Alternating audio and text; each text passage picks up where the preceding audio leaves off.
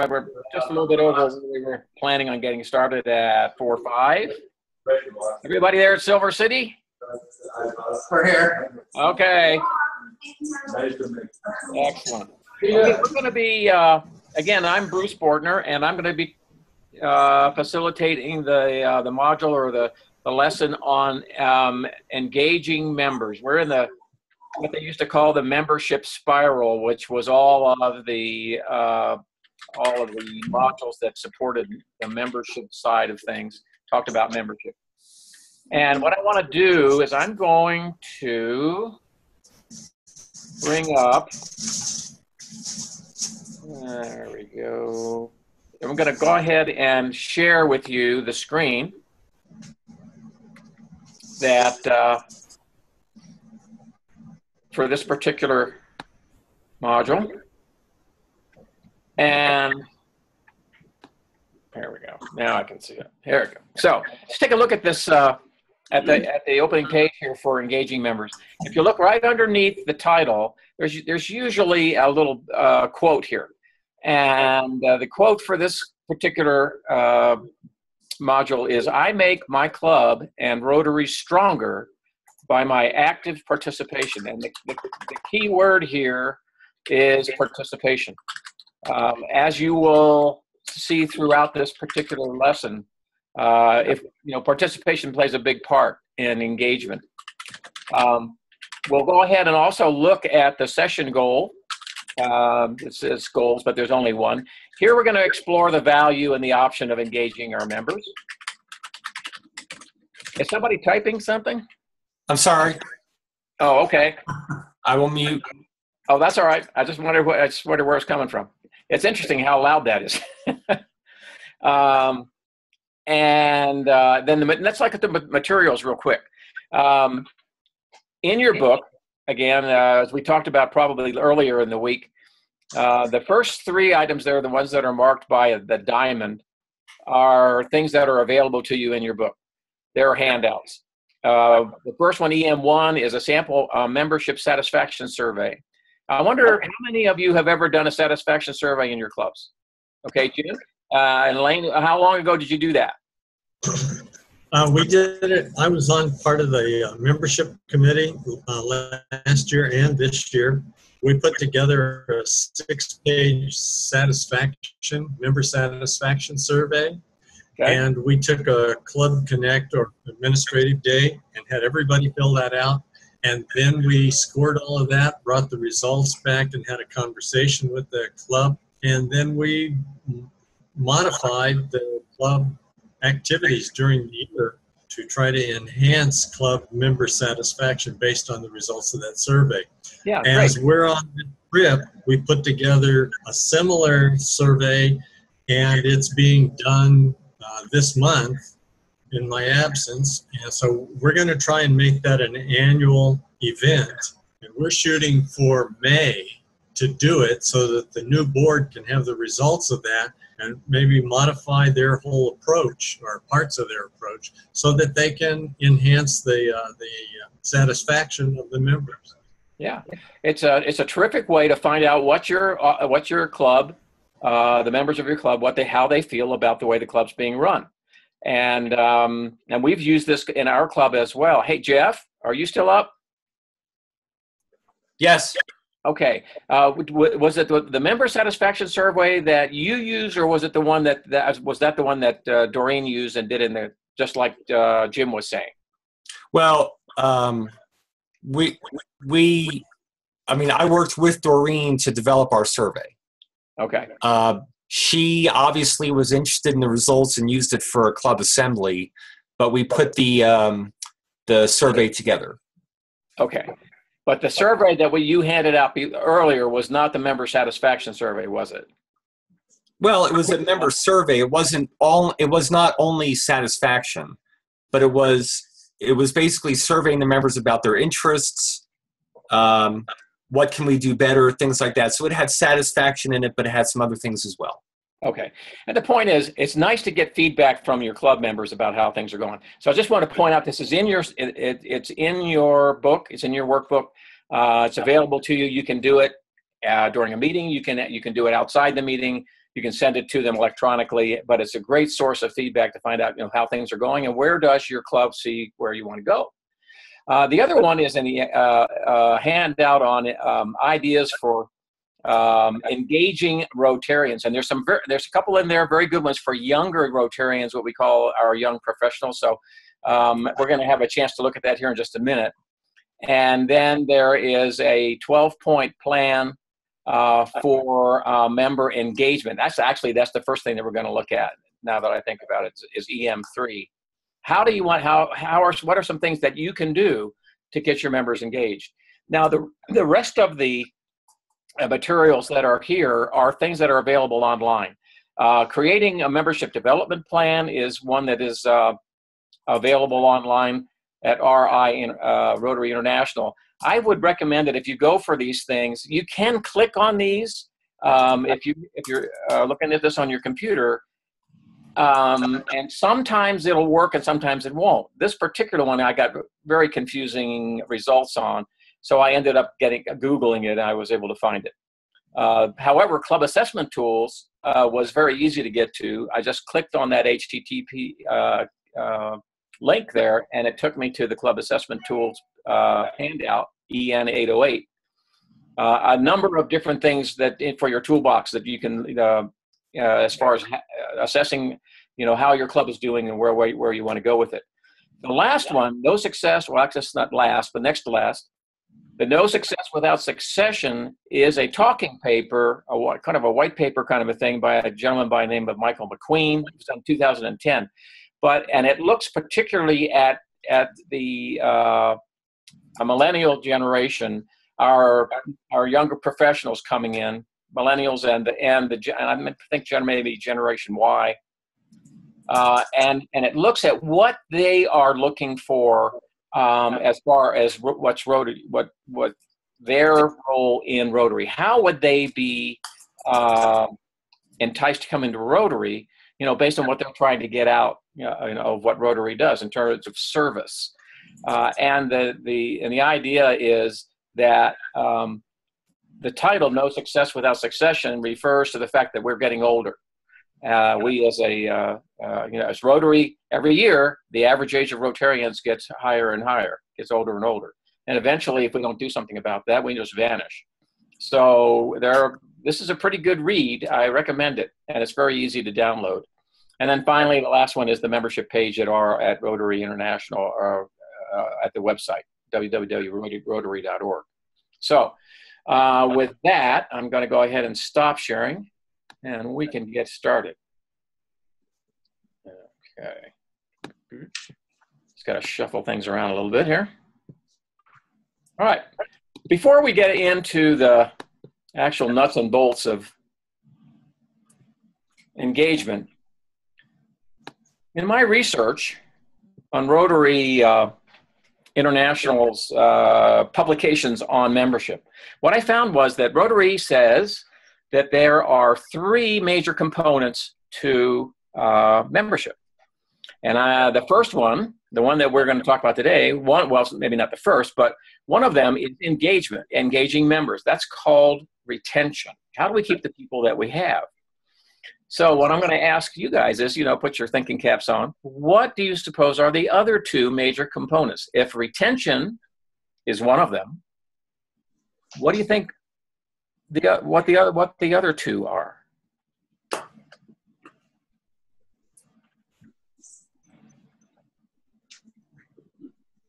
Here we play the Jeopardy music. Dum, dum, dum, dum, dum, dum, If we do not recruit, we cannot gain new members. Recruitment, Deborah, very good. That's one of them. Exactly. And obviously you can't retain people if you don't have them, right? Therefore, we need to be able to go and recruit them. We're going to talk about that. Educate and engage them. Well, engagement is what that's what we're going to do today, okay? And educate them in the process. They need to learn what Rotary is about. That's right. That education is part of the engagement process. There's still one other major component of membership that Rotary has identified we haven't talked about yet. And I'll give you a couple of hints. One, it's not in this training program. We don't talk about it at all. Would it be promoting Rotary? Promoting, publicizing Rotary? Promoting Rotary, what I think fall under engagement, but you're right, it's something we need to do. Mm-hmm. I'll give you another hint. How many Rotarians do we have right now worldwide? How many million? 1.2 million. 1.2, thank you, Jim. Okay. How many Rotarians did we have 10 years ago? 1.2 million. That's right.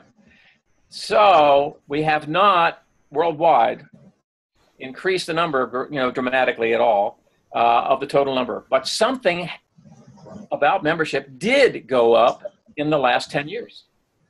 Age, average age. Yes, that's true. Okay, but something not related to the actual members themselves. Something increased. 1.2 million in... Oh, it was the turnover, wasn't it, Bruce? We came up with the same number. Oh, yeah, that's true. Yeah, in other words, 1.2 million were recruited in the last 8 years, and then 1.2 million went out the door. Yeah, right. That's true. But we're still kind of talking around what I'm after here. So 1.2 million Rotarians. Where are those Rotarians? What are they in? Not in the U.S. Well, not where, what? They're just not in Rotary.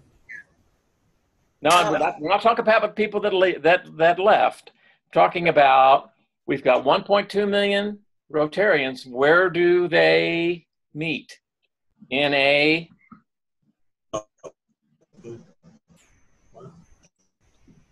You're almost there. Restaurant? I don't know. Oh, in a restaurant. No, it's a club. They meet in a club. So in the last 8 to 10 years, our number of Rotarians has stayed stagnant at 1.2. But how many clubs do we have now? Anybody got a guess? 10 years ago it was 32,000. 34,000? Now it's 34,000. So Rotary has identified extension, which is getting new clubs, as the third major component of membership. And if you talk to the people at Rotary, especially in the membership side, they'll tell you that the most successful way they have been able to get new members in is through new clubs. That's where they've seen the most growth. Why do you suppose? Probably the energy of a new organization. It's like opening a business. Yeah. Okay. And Peter, who do you think are these new clubs? Who are populating these new clubs? Is it people our age? No, middle-aged people and younger. That's right. What they've also found is to attract younger people, what works really best is if they have their own club, because they can then shape that club in the way that they want it to work. Because the traditional way of doing things, the stuff that we are all used to seeing, or most of us who have been in Rotary for 10 or 15 years or more. I forgot to tell you, I've been a Rotarian since 2000, an active member, but I was actually involved with Rotary 3 years before that as an honorary member. So starting a new club is an outstanding way to start to attract younger professionals, because they can then mold that club into the way that they want to do things. You've heard that Rotary has introduced something new in terms of clubs, and it's called the New and Flexible Club or something like that. We have one of those in Albuquerque, the Sandia Club. They just got their charter for that. And it basically allows you to do almost anything you want if you think you're going to attract people into Rotary. Okay. Obviously, we can't break any laws, but yes, the things that we thought were taboo before, many of them, almost anything is open, anything common sense wise that can attract new members into Rotary. So where we are headed now is Rotary is saying, hey, new clubs is a great way, this extension is a great way in which to increase membership. But we're going to be focusing on engagement. But would you think, God, I did it again. I forgot to start my timer yesterday. I did the same thing this time. Would you think that you know, if you, what's the logical progression? Let's not talk about clubs now. Let's talk about recruiting and retention. What's the logical progression there? What comes first? Recruiting. Sure. Why? Why is that, Jim? Well, we got to identify some people that seem to have the same values and core values that exhibited in the club. Okay. You got to go find some new people that aren't already Rotarians. Sure. Yeah. What it boils down to is you got to have people in order to engage them, right? And to keep them in the club, you got to get them in the door. Right. So when I first saw how RLI had organized the membership spiral, I looked at that and I said, you know, I wonder why we're doing engagement first. And then when I attended a few of the presidential membership conferences, there have been 3 that I've been involved in. One in Denver, one in Phoenix, and then we had one here in Albuquerque earlier this year in January.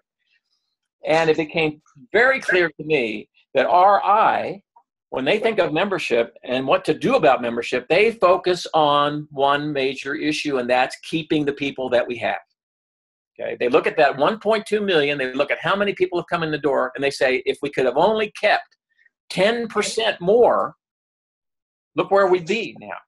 1.3 million, at least, you know. They think, they meaning Rotary, thinks we do a great job of recruitment, as evidenced by the fact that we brought in 1.2 million people into Rotary over the last, I think it was 8 years for that, but that's how many we lost as well. So we need to keep the people we have. I have kind of mixed views about that. I certainly support that view. And that, by the way, is why engaging members is here as number 1 instead of recruiting. I mean, to me, logically, we should have talked about recruitment first. But it's number 1 because that's the number 1 thing that RI thinks we know to focus on.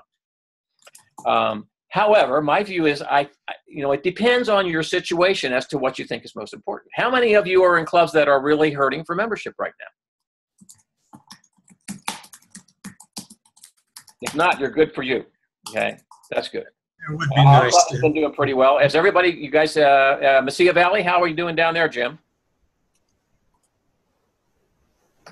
At Mesilla Valley, membership-wise. Yeah, we're having this unstable thing, and we're hearing about every other word. Oh, I was going to ask you about your membership at your club. How are you doing as far as getting new members in? We're a microcosm of Rotary International. We've brought in about the same number as have left. So we're pretty stable. Right. And we were that way for a few years ago, but lately our club has been very successful in getting new members in. How about Silver City? We're kind of in that attrition and new members kind of evening things out. Okay, so you're kind of balancing. You're not going up too fast, but you're not going below. Okay. And Rio Rancho, Sunrise. I think we're probably in about that same stable mode.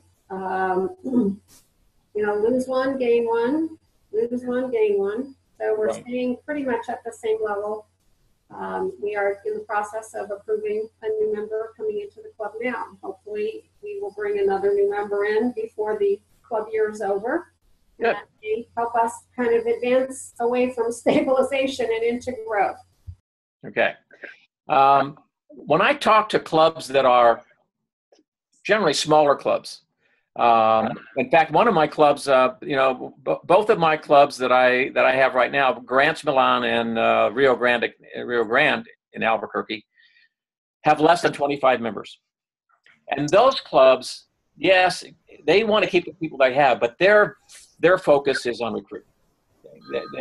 They're wanting to know how can they get more people through the door, and then once they get those people through the door, they'll worry about how to keep them, but you can't keep them if you don't have them.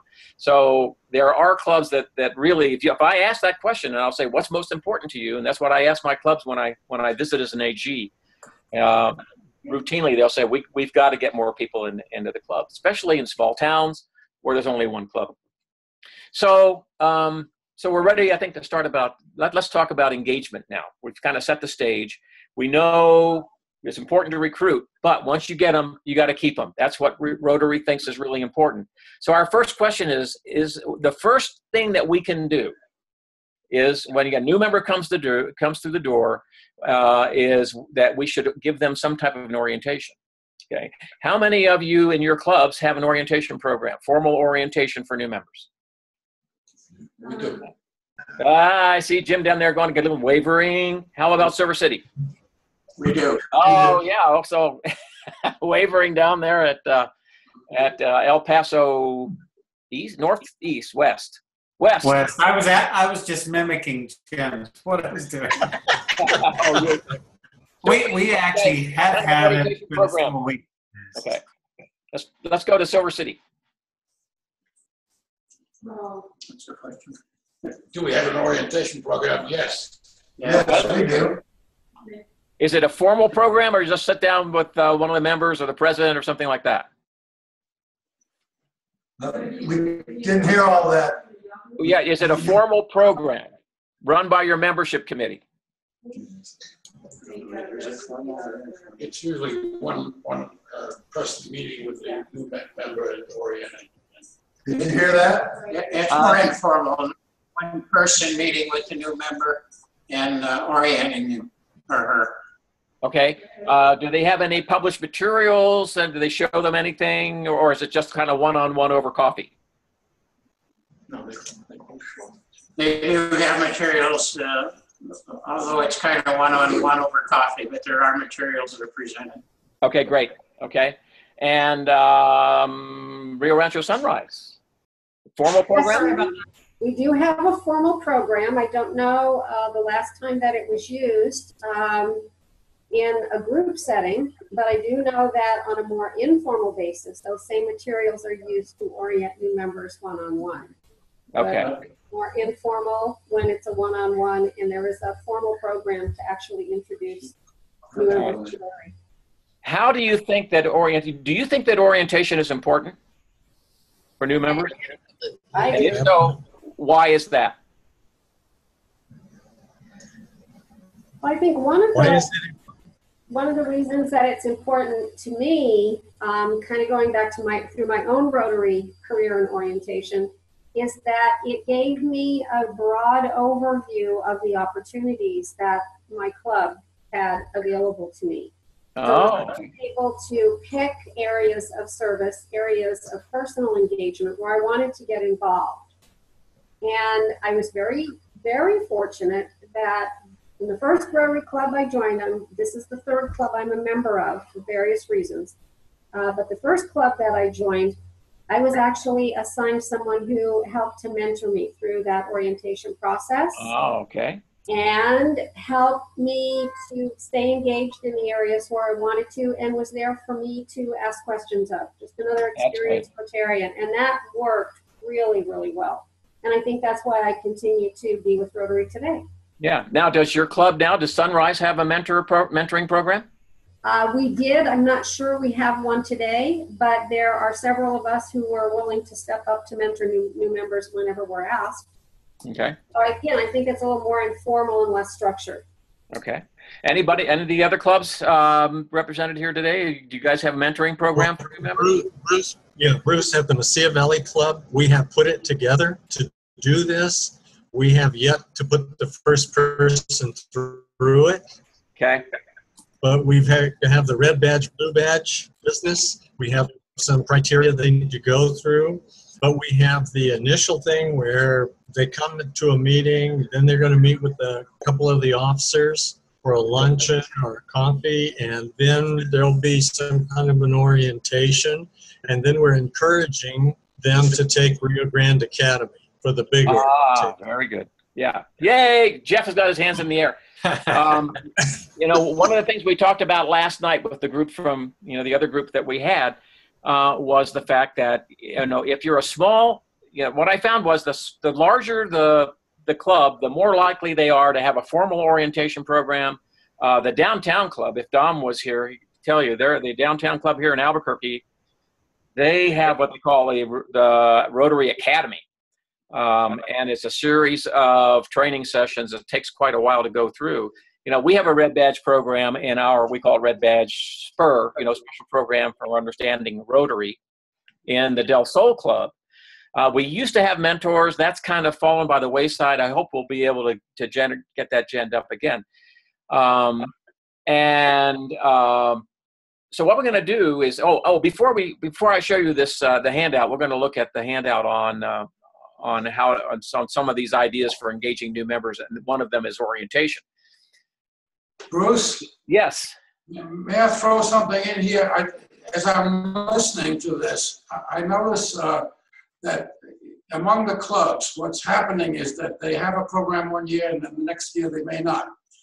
And that's happening to us too. I think there is an issue of continuity because of our continual turnover from year to year of our right. And I'm wondering if we can think about ways to establish better continuity so that some of these things that we do get institutionalized. You know what I mean? The answer. Absolutely right. Yeah, perfect. I'm glad you mentioned that, because continuity within the committees, especially membership, is really important. You know, one of the things that I've always, shared with other folks that have been talking about Rotary is the fact that we lack that continuity, that, you know, where is that corporate memory? Obviously, we're going to have a new board every year, but if you're lucky, maybe half that board will stay for the next year. That's what happened with me. Half the board that Jeff had remained with me, and half the board that I had then went and stayed with Doreen Kelsey, who is going to be your governor in 2 years. And that's very useful. When I was membership chair, I was delegated to, so to speak, back in 2005. And I remained membership chair until 2012. So after 7 years, I pretty much had it down. But yet I was still learning things, but at least, you know, we weren't having to relearn every year. So there was a couple of areas where I would strongly recommend within your clubs that you build in some sustainment, you know, so that you're not, and continuity, so that you're not constantly replacing. You know, membership is one. I think the Rotary Foundation and grants is another one, especially the training that we're all going through for grants now and how that's changed over the years. Things like projects and stuff like that, well, you know, that probably is not as bad as or as necessary, except for the process. You know, somehow the process needs to be handed down from one regime to another every time we change leadership. But that's absolutely true. If we change everything every year, it makes it very, very difficult to have any continuity, and you very quickly forget the things that worked. So, and that you're going to see that, I think, in this handout that we're coming up. Before we go to the handout, there's one other thing I wanted to kind of tweak your imagination with, and that is, what if you were to begin the orientation program before your new members actually join? Anybody ever try that? That's what we do. Oh, how so, Deborah? Leslie. It's Leslie. Oh, Leslie, I'm sorry. I couldn't see your lips move there, Leslie. No, what we do is we, before they are members, we invite them to the orientation, and after that has been accomplished, whether it's over coffee or however we do it, we get their buy-in to see if after they've learned what Rotary is about, what our club is about, what we do, what we expect of Rotarians, do they feel like they can fulfill those obligations, and are they interested in becoming a member? And we see if we have the buy-in at that point before we proceed. Yeah, that's an excellent idea. Our club did that for a very short time. We didn't follow through on it again because when we changed leadership.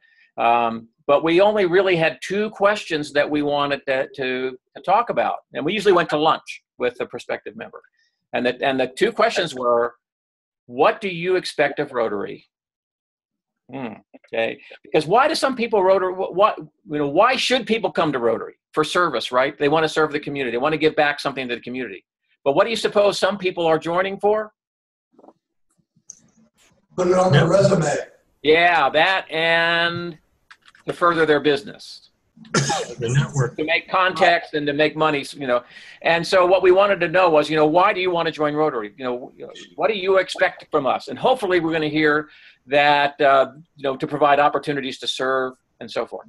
The other thing is we told them what we expect of them in terms of attendance, in terms of getting involved, you know, joining a committee and giving back to, you know, if you're going to want to give back to the community, we'll give you the chance, but you need to get involved and you got to make things happen, not just, you know, stand on the sidelines and watch other people do things.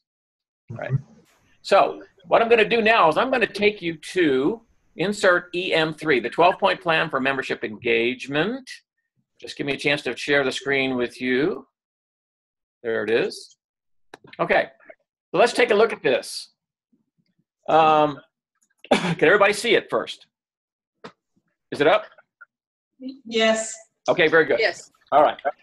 We're not going to go through everything, but just a couple of these things we've already talked about. But look at number 1. Set up a member services committee. Okay.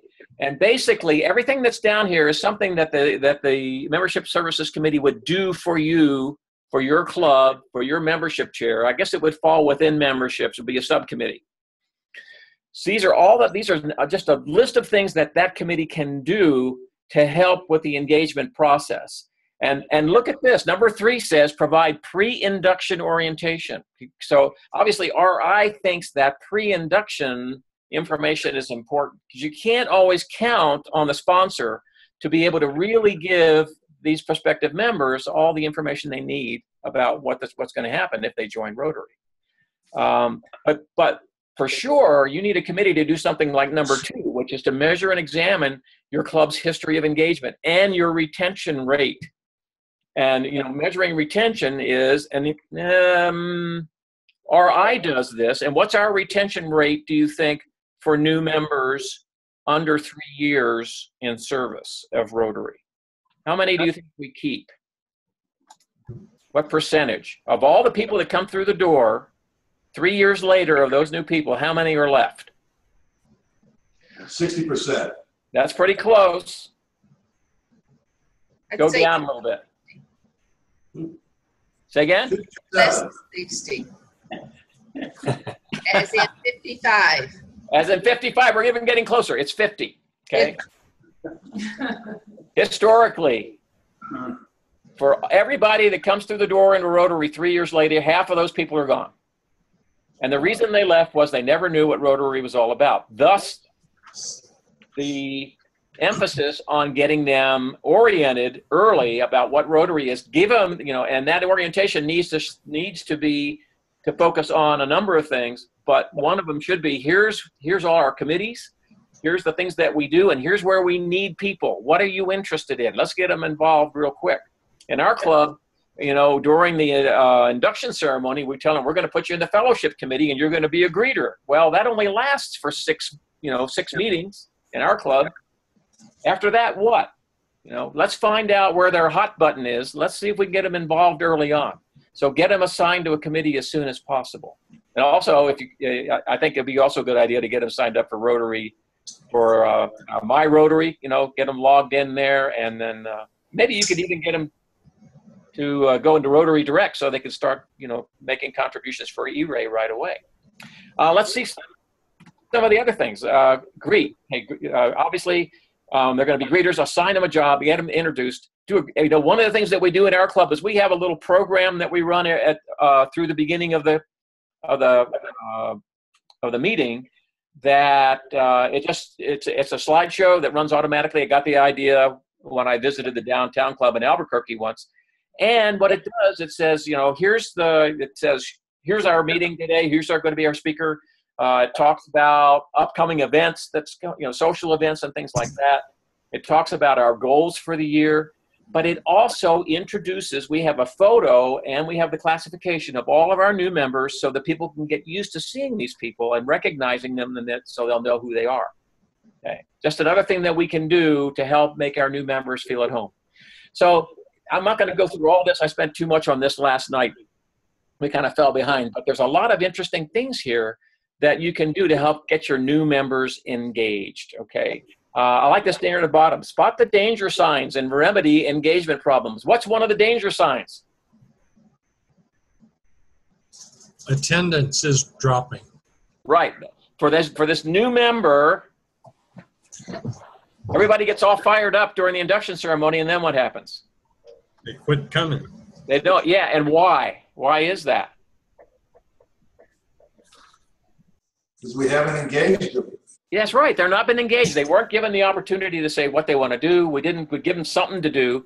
Other than in our club, you're the greeter. We want you to be the greeter. We need them to be looking beyond that, and if they're not the greeter, what are they going to do?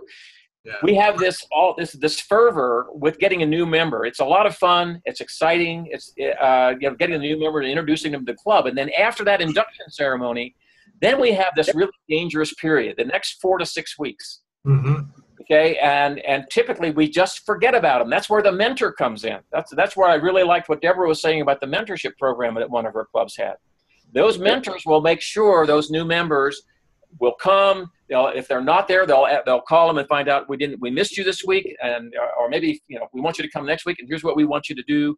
Don't forget that you've still got 5 more greeters, 5 more weeks of greeting to do before you can get your blue badge, along with all the other stuff we require them to do. So we need somebody to keep an eye on them. And one of the things that we're doing, Bruce, as part of our new program, we actually, when we bring them in, we show them all the committees and ask them which committee they want to be a part of. Perfect. Yeah, thanks, Jim. And by the way, we've lost your video. We can hear you. I turned it off because when it does the video, we can't hear you. Oh, okay. The internet isn't capable of doing everything. All right. We're here. Got it. All right. So anyway, once you know this is here, this is a great, you can pick and choose on this menu of things to do to help engage your new members. I'm going to go ahead and take that down. That's a great list that I'll take back to my membership committee. Yeah. Absolutely. All right, let's see. Where were we? There we go. Okay, so we've talked about orientation. I think of all the things you can do, it's just like anything else. If you get started on the right foot, you're more likely to keep those members in your club. So really look at your orientation, how you do it. Is your induction ceremony something worth bringing, let's say, inviting their family to? I really like our induction ceremony. It's fairly simple, but it's very moving. And when it's over, the entire club is standing around the new member, ready to shake their hand and welcome to the club. It's really a lot of fun. Let's move on to the next area here. So we've got them in now, and one of the things, I guess, we all have reasons why we are in a Rotary Club. You guys did this the other night. I watched you talk about, why did you come in Rotary? And here's the question again. And the reason why we ask that is the reasons that you came into Rotary are most likely going to be very similar to the reasons your new members are coming in. All right. So, and I'm not going to go ahead and log this down because you've already done this exercise once before, but let's go real quickly around to each group. Just very quickly, tell me, why did you come into Rotary? You can raise your hand if you'd like to say. Except for Elaine and Jim, you're going to have to speak up. Yeah, no, I came in for service, and I love the programs. Okay, service. Okay, remember that one. Mm-hmm. Bruce, do you want these recorded? I'll tell you what, record them, but don't bring them up right now. Okay. Don't show it. Just keep track of them for me. Okay, so service, we always know we're going to see that one. Okay, what else? Why else did you come in? I came in for not only service, but networking. And that was more not just in our community, but as I traveled in other communities, I could go to Rotary clubs and meet the people in the community. And it was really a nice way for me to meet people. Okay, very good. Thanks, Elaine. Anybody else? Why did you come into Rotary? Bruce, this is Deborah. Yes, Deb. I don't know if my story's unusual or if a lot of people came to Rotary this way, but For the first 5 years I was affiliated with Rotary, I was a non-Rotarian. I was chosen as a GSE team member, which was the opportunity of a lifetime. And I was also engaged as a non-Rotarian to host youth exchange. Excellent. And so one of my reasons for joining Rotary was because of those two wonderful programs and for the opportunity for me to give back to Rotary the things that it had brought to my life. Terrific. And there's more and more emphasis being put on what we call Rotary alumni. You're an alum, okay? You are considered to be an alum now. Okay, Silver City, anybody? Why'd you come into Rotary? Basically for the same reasons that have already been noted. To make new connections, meet new people in Rotary, and to be of service in the community. Okay. Very good. And Tom? I kind of like the idea of meeting people in the fellowship, and I do appreciate, we have excellent programs and you learn a lot. It's a very enjoyable time. Yep, I agree. Okay, Peter.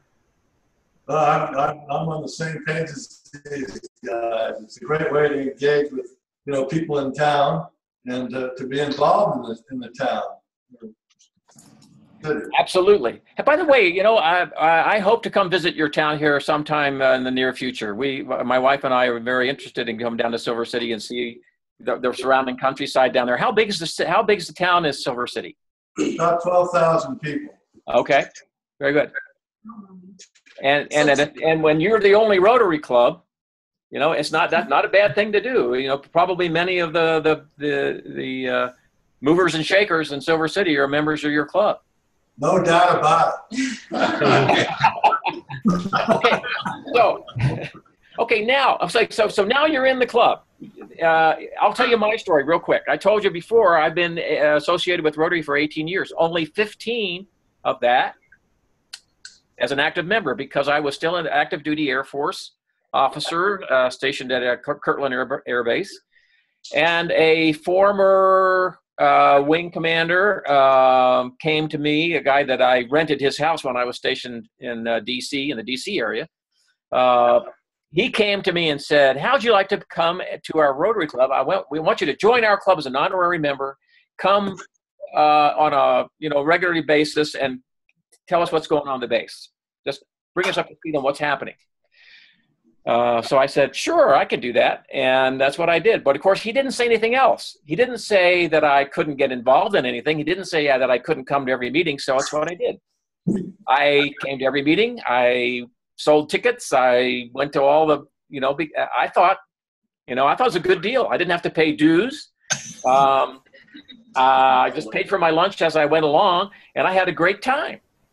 And then when I retired in 2000, then my friend says, well, thank you very much. We'll see if we can find somebody else from the base to come represent you. And I said, well, is there any reason why I can't stay? I'm really enjoying this. And he said, why not at all? Yeah, you can become a member.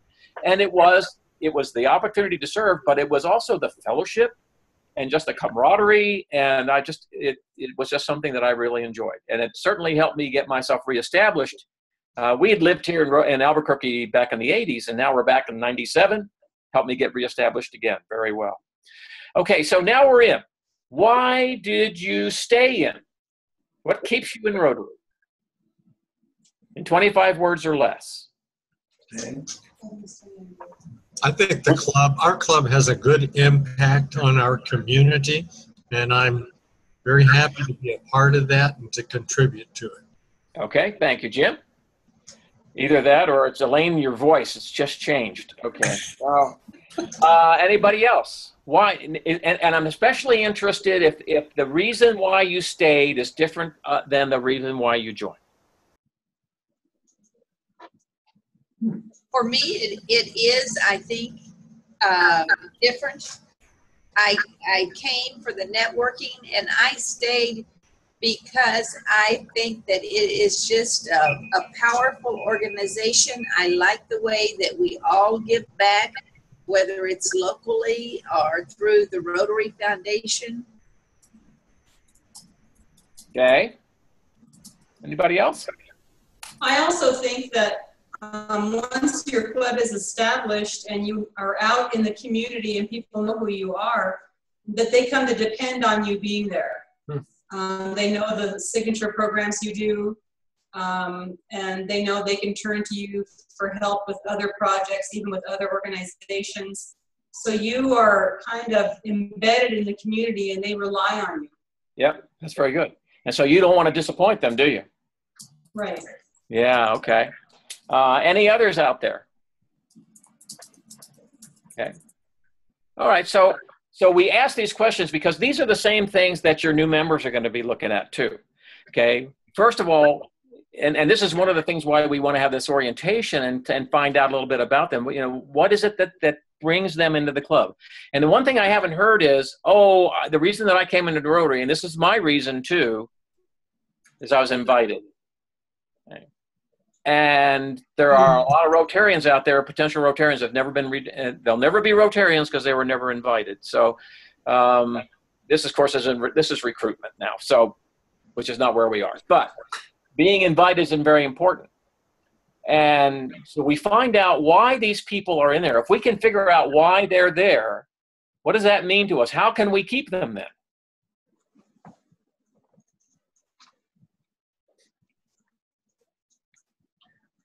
Get them involved. Yeah.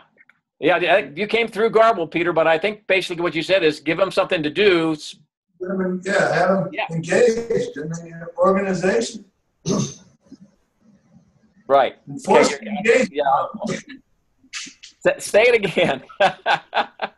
You said to force the engagement upon them, but I think to retain members, engagement is a continuous process, not just with new Rotarians, but even with older Rotarians. Because in my experience, some who have left, even if they've been there a while, that's one of their reasons is they just quit feeling engaged. And so that's not just something for new members to retain, it's for everyone. Okay. They don't feel like they're part of the family anymore. That's right. We want them, you know, they come in for a reason. They have an expectation about the club and their relationship to the club. We need to help them make that expectation come true, whatever it is. But it's hard to do unless you know what it is. We need to find out what that expectation is, though. Absolutely. And how do we do that? We can do that in the orientation. We just ask, okay? And that's one of those questions that we should be asking during orientation. What do you expect to get out of the club? Why are you here? You know, and it's not just because somebody invited you. Oh, I'm curious. You know, well, hopefully there's a better reason than that, right? And then if we can figure out what's there and what's going to keep them there, then we need to try and meet those expectations as best we can. Okay. And people's expectations change over time, which is where I think those satisfaction surveys come in. Right. Okay. So we've looked at why you came in and why you stayed. So Jesse, you've got that. Can we take a quick look real quick? Yeah. Okay. So post that for us. And Bruce, while we're posting that, about 5 minutes. Yep. So are you seeing it there? Yeah, we see it. Okay. So you stayed because of service networking, meeting people. I love the GSE part that Deborah was talking about. And Rotary is really after us now. Every chance they get, they say, you know, these Rotary the alumni out there are fertile ground for recruitment and getting them into Rotary. Hosted a youth exchange, but not as a Rotarian, but saw what was going on. A lot of people like to, when they're orienting their new members, people that might become members, take them to a service project, a hands-on project, to let them see what you're doing in the community. That's another good idea. And then when we talked about staying in Rotary, we looked at the impact on the community. You know, that's what I saw. I joined because I was asked. It seemed like an easy thing to do. I stayed because I saw what the club was doing. I enjoyed the fellowship. I wanted to stay a member of that club. They liked the way we give back to the community, and you realize there are people out there that are relying on what we want to do. Okay, thanks, Jesse. You can take that down. Okay. Okay, so the next question is, we've already answered it. we know why it's important to engage. If you can engage your members, especially these new members, but everybody, it's not just the new ones. It's, you know, because we've lost some people that have been Rotary for a long time. Obviously, there's some things that happen we have no control over. You know, people move. We had a Rotarian come in last year. I thought he's going to be a gangbuster member of our club. He was just getting his feet in the ground, and all of a sudden his wife got transferred to California, to San Diego, and off they went. Okay, so there's those things we can't do anything about. But for the people that are going to be staying in the community, that are going to be working in the community, and they think that Rotary is something that would be good for them, we need to try and help them, you know, make that dream come true, so to speak. So it is important to engage, because that's what's going to keep them in the club, and that's what's going to keep them a Rotarian. So we've talked about a lot of things, but what strategy? I'm going to end with just a few things. Jesse, would you please write these down too? We won't put them up until we're done. What strategies have you used in your club to engage your members, if any? Are you asking that all of us? Yeah, anybody, raise your hand. I found at this club, I'm a relatively new member here, but they socialize more frequently than I'm.